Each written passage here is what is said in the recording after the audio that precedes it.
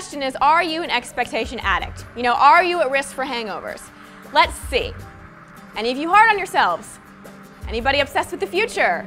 Do you consistently think about the way your life could be more, better, different? Comparing yourself to others. Like you measure how you're doing in your life based on how other people are doing. Using the word should a lot. Any control freaks in the room? Anybody like, if I want something done right, I just must do it myself. And I can pretend to delegate to other people, but I'm gonna go in at the end and make sure everything's okay. You know, putting too much on our plate. All of these are fueled by expectations.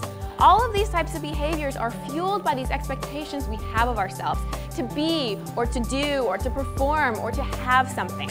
That's what perpetuates this. So how many of you will admit today that you're a little bit of an expectation addict? Okay, good. I won't make you stand up and say your name or anything like that.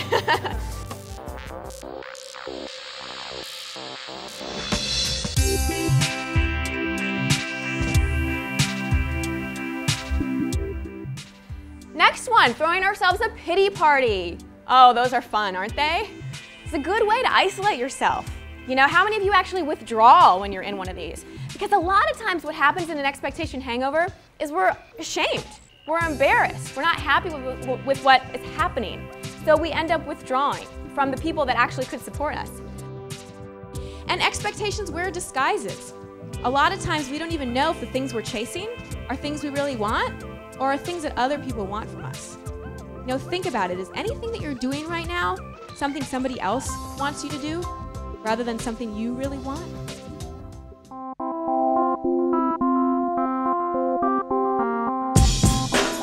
The entertainment industry is sort of like the adult version of the popular crowd. I mean, it really is. I thought if I could prove myself there, if I could be successful there, then maybe finally I'd feel good about myself. So again, I was chasing these expectations, chasing, and never really checked in to ask myself some very important questions.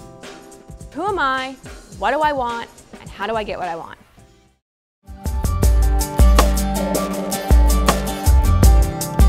One of the things that this generation is blessed with is that there are a lot of choices. There are a lot of options. But what sometimes happens with so many options is we get paralyzed because we don't know which to choose from. And there's a terrible fear among this generation that you're gonna make the wrong decision. And a lot of it has come from, you guys grew up in a very kid-centric time. Parenting, when you were growing up, was very hands-on. Your parents were very involved in your life. This is, of course, generalizations. There are always exceptions to this. But mostly, the parents of the Gen Y generation were very hands-on. They helped you make decisions. They were very involved in your life. So what happens is, as you get to college and you get out in the job market, and mom and dad aren't really there to help you make those decisions and to talk it through with you, there's a little bit of a, oh, what do I do? What do I do? And self-doubt starts to come in, and those decision-making skills aren't as strong yet, so it takes some time. So that question of what do I want, a lot of it comes from maybe not making a lot of decisions on your own.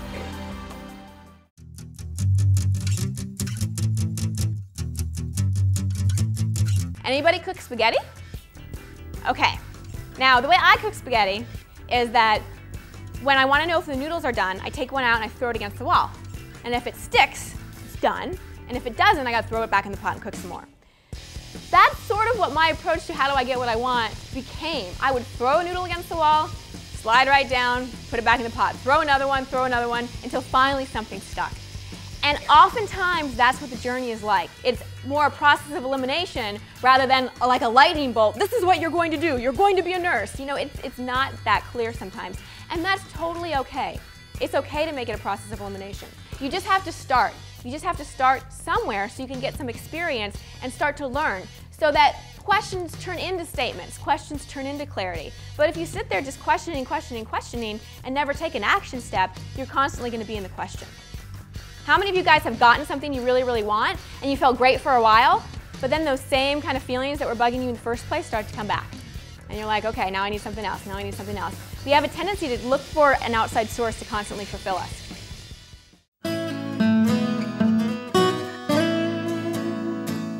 You can get 1,000 compliments in a year, but you remember the one bad thing somebody said to you in 4th grade. That's what we choose to carry around with us. It is so much harder to say the things we like about ourselves. It's like the things we don't like are like a laundry list, and we can just go on, well, there's this, and there's this, and there's this, oh, and then there's this, and there's this, and there's this. We can sit there and beat ourselves up to somebody and be totally open about that, but then when it comes to, well, I'm smart, it's like the shameful thing that we hide because we're so worried that the other person, but it's such a contradiction because on the inside, all we want to do is be liked. And all we want to do is be successful. But if we're not owning all those qualities that get us there, how is that ever going to be possible?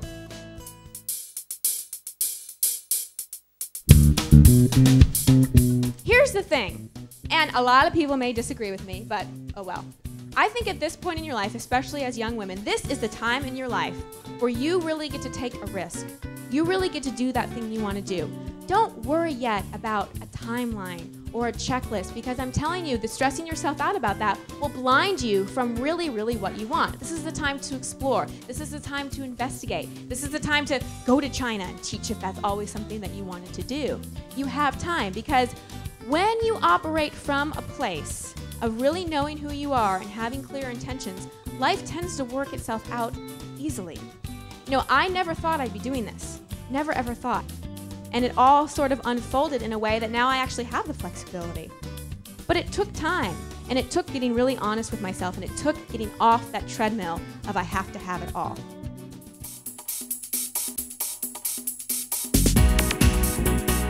I knew at that moment I had two choices. I could move back to Texas, move back in with my parents, try to find somebody else to marry, maybe get some kind of job, and just always wonder what my life would have been like if I'd stuck it out. And then there was this other part of me that was like, gosh, maybe this is happening for a reason. And it really is awful right now, and I feel awful, but maybe there's a reason for it. And I made a promise to myself, if I ever get out of this and recreate a life that I really love, I will somehow help other people do it.